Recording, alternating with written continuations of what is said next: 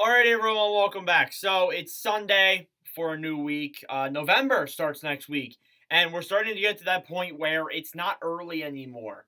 You can't use the excuse where, oh, it's early in the NHL right now. No, you got to start actually taking some things seriously. But today, we're actually going to start looking at players who had a really good month of October and also had a really bad month of October. We're going to take a look at 5 red hot players and 5 ice cold players.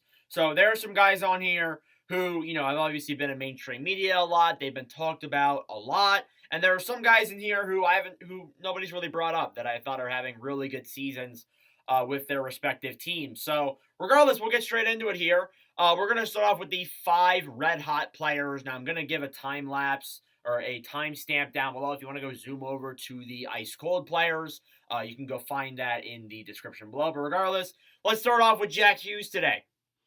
So Jack Hughes, obviously New Jersey Devils forward, had a really good season last year. However, he is at over a point per game. He is averaging nearly 3 points a game, which is absolutely unbelievable with Jack Hughes right now. 7 games played, 5 goals, 13 assists for 18 points. Now, the rest of the team is not playing very well.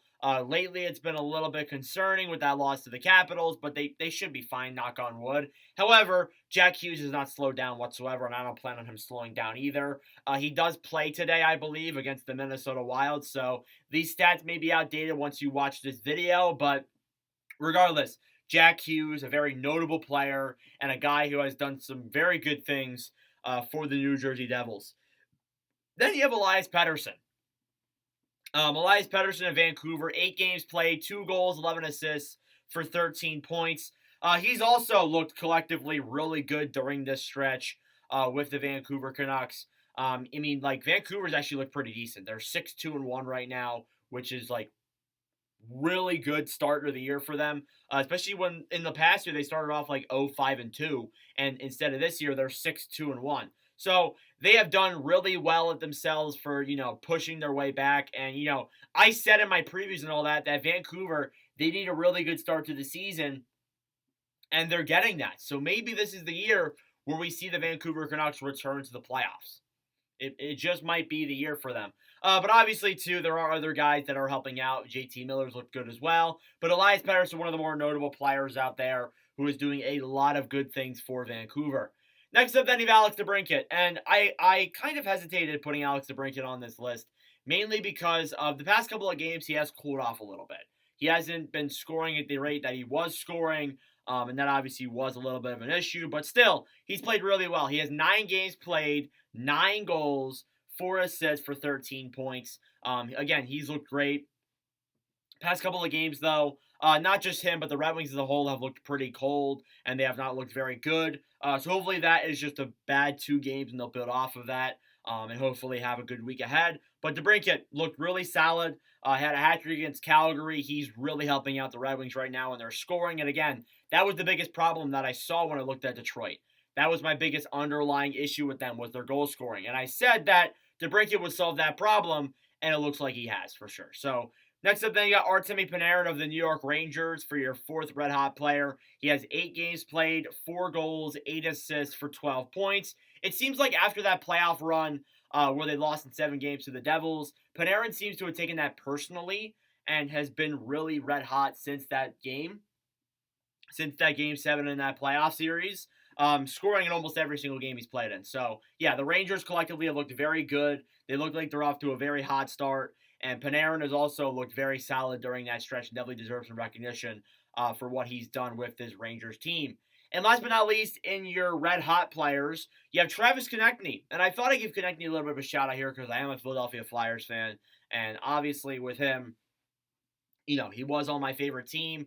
But Konecny himself has looked collectively very good. Him and Carter Hart have probably been the 2 best players for this Flyers team about 8 games into the season. 8 games played, 8 goals, 3 assists for 11 points. Seems like he's scoring in every single game he's playing in. Just the way he's playing overall is so impressive, and I just really enjoy watching him. And I think that if he keeps playing the way he is, maybe he could be in contention for some trophies. And if Philadelphia keeps playing the way they are, not including the loss to Anaheim, maybe they won't be as bad as we thought they were originally going to be. So yeah, overall, those are your 5 red-hot players. All of them have looked great. Obviously, there are some other ones too, like Mikko Rantanen's looked great. Dylan Larkin's looked great. But I wanted to give other guys some shout-outs here that aren't getting enough recognition for the hot starts of the season that they have had. Now time for the ice-cold players. And these players are the guys who, obviously, when you look at them, like, they aren't the best. And, just the start of the year for them, whether it's been just their team as a whole or just, the fact that they aren't playing well, they're very cold. And a lot of these guys are. Starting out with Matty Berard of the Seattle Kraken. It's been a rough go for him. And I feel like eventually he will pick it up, but it just hasn't been there through the first 10 or so games. 9 games played, 0 goals, 3 assists for 3 points. He's a -12. A -12. That is brutal there. He has not been very good defensively.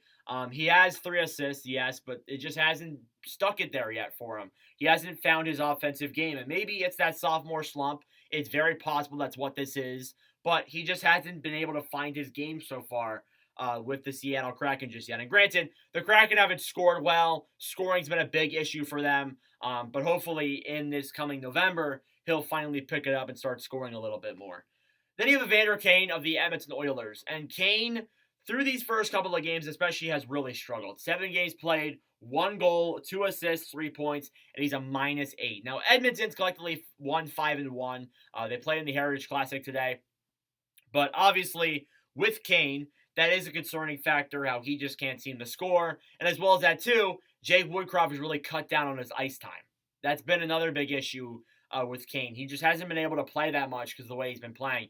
And I remember when he got into a fight, I believe it was the Winnipeg Jets game a few days ago, where he was like, I'm not getting a lot of time on the ice, so I might as well just get into a fight and then go into the box for 7 to 8 minutes. That's kind of what he said, basically. And I understand that. Like, he just doesn't want to be sitting on the bench the entire time. So, obviously, that plays a factor there, too. Hopefully, Kane, though, can pick it up. I think that this coming week and in November, the Oilers will find their way and start playing well again. Hopefully. Then you have Buffalo's Victor Olofsson. Olofsson has struggled. It has not been good for him, especially, too, he's been scratched a lot of the games. So that shows that he's probably found his way out of Buffalo one way or another, whether or not he gets dealt at the deadline or dealt soon. That looks like what is going to happen with Olofsson. But regardless, 6 games played, nothing. No points, no goals, no assists, nothing. Just can't seem to score.